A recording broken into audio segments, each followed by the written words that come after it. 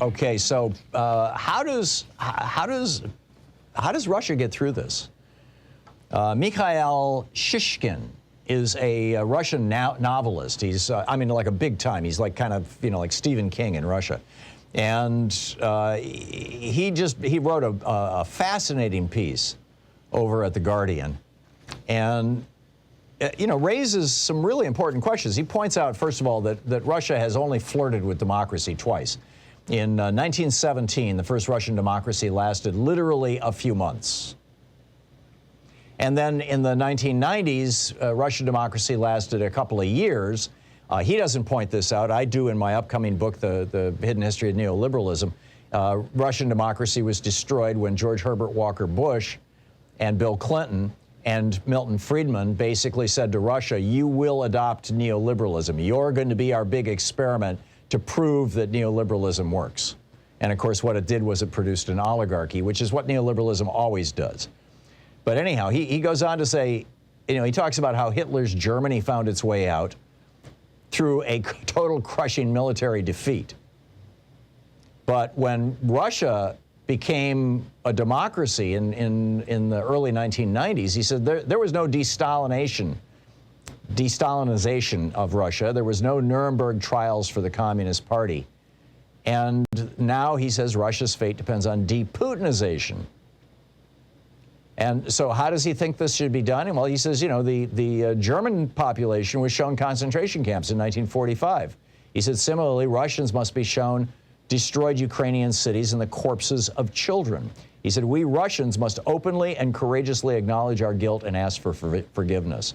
He says, neither NATO nor Ukraine can de-Putinize Russia. We Russians must clean up our own country ourselves. And he asks, are we up to the task? In fact, he asked this question, and I'm assuming he's not asking it rhetorically. He says, do a dictatorship and a dictator give birth to a slave population? And obviously he's using the word in a different context than we would here in the United States. Or does a slave population give birth to a dictatorship and a dictator?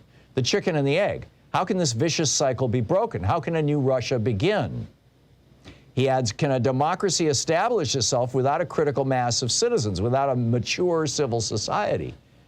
I would argue probably not, but, you know, again, I would say we screwed this up, or we helped screw this up. He said the world is calling for a Russian Nuremberg, but who in Russia will organize and carry out these legal proceedings? A long, painful rebirth, he summarizes, is the only way forward for Russia. I agree, and I think it's going to be very difficult. They're going to need a lot of help from us and the rest of the world. And meanwhile, we've got to clean up our act and deal with our own oligarchs here in the United States and try to restore democracy by, number one, overturning or rolling back, overturning Citizens United and the decisions that preceded it. So all that has happened. Crazy alert. This is insane. Michael Flynn, he was just on the X22 report. This is a podcast. And he says the executive chairman of the World Economic Forum, Klaus Schwab. Klaus Schwab wrote a book a couple of years ago about how technology is changing the world. It was a very plain vanilla book. But because of that, Michael Flynn says he, along with Microsoft founder Bill Gates and George Soros, that Jewish billionaire, are in it on this scheme. Michael Flynn claimed, these are very real and they're very dangerous people. These are people that see a global world order. He says, Klaus Schwab in his book, he says, it's the fourth industrial revolution.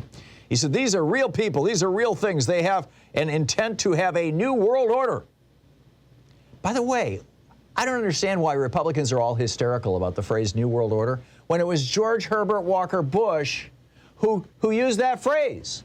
And I think it was in a State of the Union address. I'm working from memory here, but, you know, it was the late 80s, early 90s. And George Herbert Walker Bush, I'm pretty sure it might have even been his inaugural address that he said he was calling for a new world order. Anyhow, here's Michael Flynn. These are real people. These are real things. They have an intent to have a new world order. They have an intent to track every single one of us. They're going to put it under our skin. And they use a means by which it is under the skin. And that means is, oh yeah, vaccines. I forgot. They've got nanorobots in them that seize control of our brains. Didn't you know? That's why I'm talking like this today. I had the vaccine. In fact, I've had it 3 times. It must be the nanorobots speaking through me. Joe Biden is dictating my words, even now, via the nanorobots that have taken over. Come on, Michael Flynn. You know, I don't know which is more astonishing, that a former general is promoting this kind of insanity or that as many as 20% of Americans believe him. Pick up your calls on the other side of the break.